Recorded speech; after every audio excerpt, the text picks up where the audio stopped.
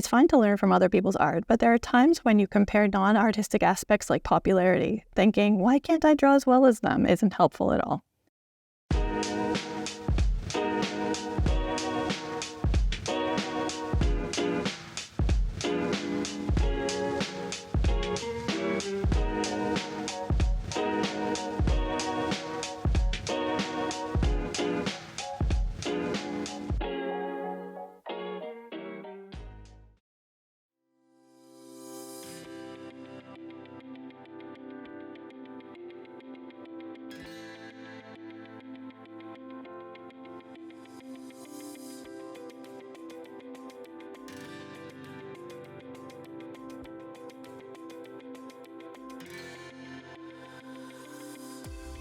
I've been drawing since elementary school. It wasn't something I thought much about at that age. It just came naturally. My parents both liked manga and anime, so I was exposed to both from a young age. Even though they didn't work in art-related fields, they graduated from an art college. My dad enjoys drawing as a hobby, and sometimes when we were playing, he'd draw manga characters for me, which led me to start drawing myself.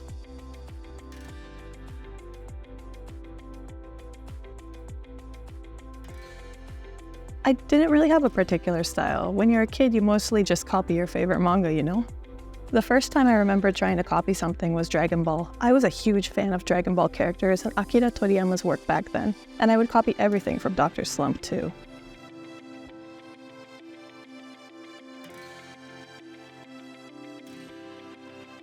I had a lot of favorites, but Goku was my first. Later on, Trunks took his place.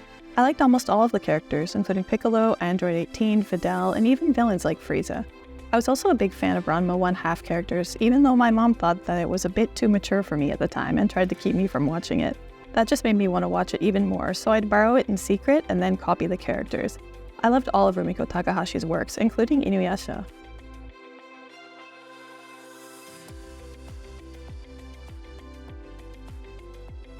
It really clicked for me when people started complimenting my work, like when my parents or my friends would say, "Hey, that's really good."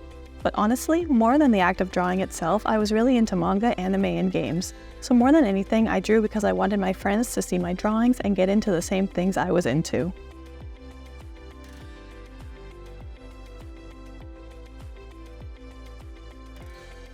Yes, there were always a couple of friends in my class who shared the same interests as me. We'd end up drawing together quite a bit. When I was in school, we didn't have social media, but me and my friends from school and cram school would watch anime and read manga together. Sometimes we'd even go to signings held by mangaka.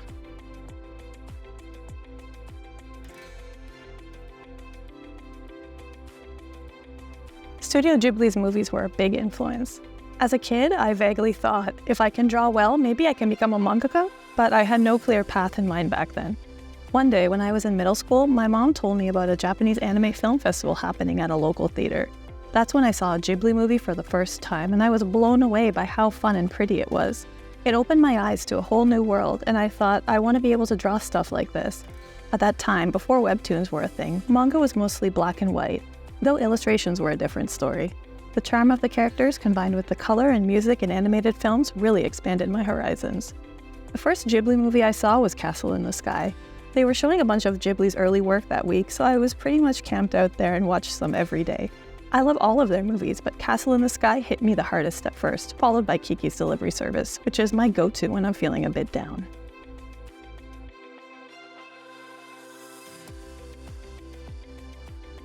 After discovering Studio Ghibli, I started looking into other things and stumbled upon video game illustration.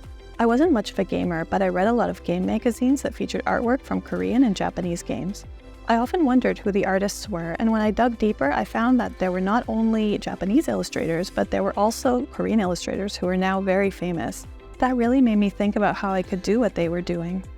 When I started actively participating in the art community around the age of 20, I was really inspired to see how many artists my age were freely sharing their artwork online. It was around this time that I came across Tiv, who is still very active. At that time, I was just uploading pictures for no particular purpose, but Tiv was already involved in creating original character designs and illustrations for games. When I saw my friends, who were all students when I met them, going their own way and getting commissions or joining game companies, I knew that that was the direction I wanted to go with my own life too.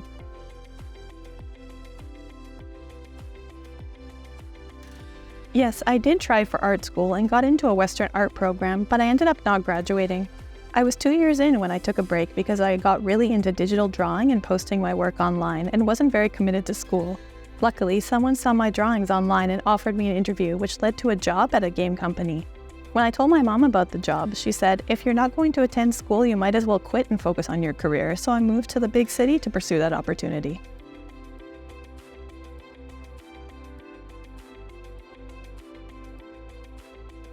To be honest, I don't think my drawing skills are that extraordinary. If you look at my work, you'll see that my coloring and drawing techniques aren't particularly advanced. They're quite simple, actually. However, it's because my style is simple that I pay a lot of attention to not overdoing or underdoing the shading, and I make sure that the details in the background and accessories harmonize naturally with the characters. When I do practice, I stick to the basics, like sketching and doodling. I also place a lot of emphasis on the overall ambiance, since color is crucial. I often take photos when I see a color scheme or scene in nature that catches my eye.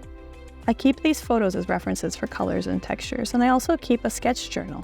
I tend to forget the small yet good things I experience day to day unless I write them down. So if there's a moment that I want to remember, I journal it, and I also sketch a simple layout to make sure I don't forget the details.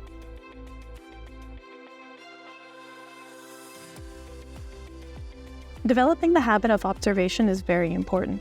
You often hear that you should do lots of sketches, but simply increasing your output isn't always effective. We usually draw from mental images, and it's easy to overlook details when you do. Honestly, there are times when I don't practice every day, but I can really see small differences in my work when I skip those daily exercises. That's why I find drawing from real-life observation really beneficial. If you feel like you're lacking practice, it's a good idea to gather references before you start drawing. A quick and effective method to study clothing folds and movement is to pose and snap some photos of yourself. I always try to incorporate what I observe directly into my artwork. Other than that, it's also important not to compare your work to others. It's fine to learn from other people's art, but there are times when you compare non-artistic aspects like popularity. Thinking, "Why can't I draw as well as them?" isn't helpful at all. Instead, focusing on identifying and improving your weaknesses can be very constructive. We all have good days and bad days in drawing, just as we do in everything else, so it's better to take the long view than to get overly excited or depressed about this or that. And remember, even when you put your work out there, the reaction might not be what you expect. There are times when I'm really proud of a piece, but it doesn't get much attention. That's why, even after you've worked hard on a piece, you might have to wrap it up and move on to the next one.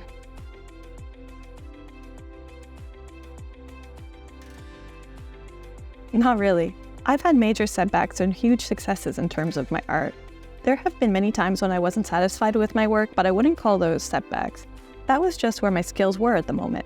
A recent moment of growth was when I published my own art book. At that time, I really wanted to pat myself on the back. It felt great to see my gradual evolution in my work, and I was proud that I didn't give up before it was published.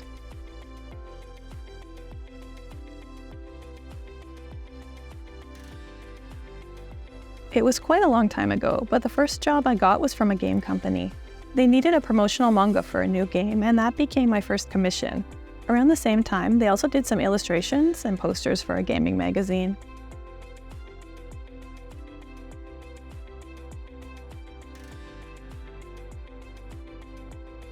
To be honest, it was so long ago that I don't really remember how much I was paid.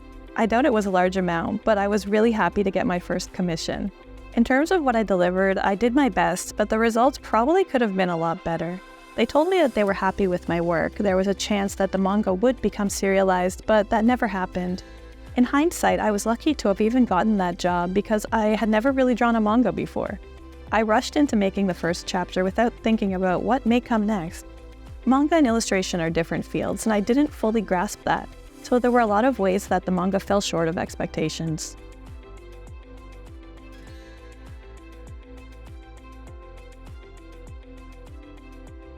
Rather than intentionally setting out to be a freelancer, it's more like I gradually took on commission after commission, then I joined a game company where I worked for about 10 years. After I quit that job, I went freelance, and that's what I'm doing now.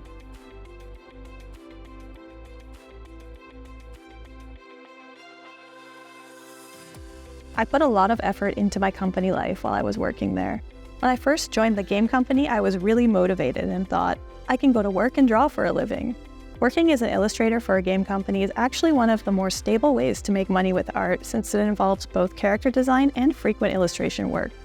After working there for about 10 years though, I started to feel like I needed a break, and I also wanted to focus more on my own artwork.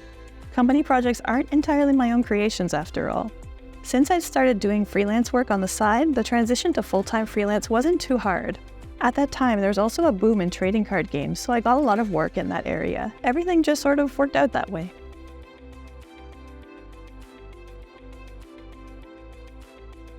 These days, I'm trying out a lot of things that I've never done before. When I first started freelancing after I quit my job, I felt like I had to take every job that came my way because I didn't know when the next one would come, and I felt like I had to get my name out there. But working like that made drawing less enjoyable, and I felt like my art was stagnating. It made me question why I had become a freelancer in the first place.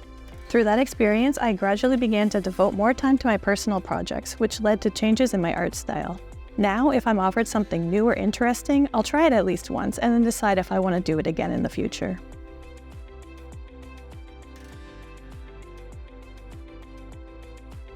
Recently, I took on a project that I thought would be interesting to try, illustrating for a children's book. I've always liked cute illustrations, but I'd never seriously drawn anything specifically for children. At first, I wasn't sure if I could pull it off, but I thought it'd be fun to give it a shot. Another challenge was when I was invited to participate in Polymanga, an event in Switzerland, and to create the event's poster. I figured most people there wouldn't be familiar with my work, so I was curious to see their reactions. In the end, it turned out to be a unique and memorable experience that I would have missed out on if I hadn't taken the plunge. That said, I'm not particularly bold, so I veered towards taking on small personal challenges like these rather than really big ones.